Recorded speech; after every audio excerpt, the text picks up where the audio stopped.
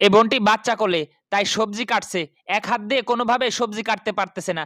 শাশুড়ি দূর থেকে দেখলো কোনোভাবে তো সবজি কাটতে পারতেছে না।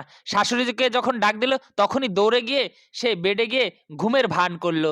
যখন এসে দেখলো শাশুড়ি ঘুমিয়ে পড়েছে আর ডাকতে পারল না। তখন সেই ছেলেকে নিয়ে গেল। শাশুড়ি ভাবলো কিন্তু বউ যখন ফিরে তাকালো শাশুড়ি আবার ঘুমের ভান ধরলো।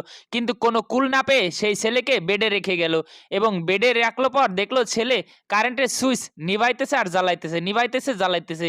একদম দাদু তো অস্থির যে কি রেখে গেল, আবার ফ্যানও চালাই দিল। আরে দাদু বাবা বাবা এটা করে না করে না করে না। নাতিকে ধরলো, আবার ঘুমের ভান করলো। কিন্তু কোনোভাবেই নাতি তো সুস্থ থাকার না। দেখেন সে বেয়ে বেয়ে টেবিলে উঠছে এবং টেবিলে উঠছে আর এদিকে সে বউ কাজ করছে। আরে পাগল করে দিল আমাকে। তখন দেখেন সেই নাতিকে নিয়ে আবার মায়ের কাছে নিল। এই নাও তোমার বাচ্চা নাও, আমার ঘুমের দরকার নেই, এই সবজি আমিই কাটতেছি।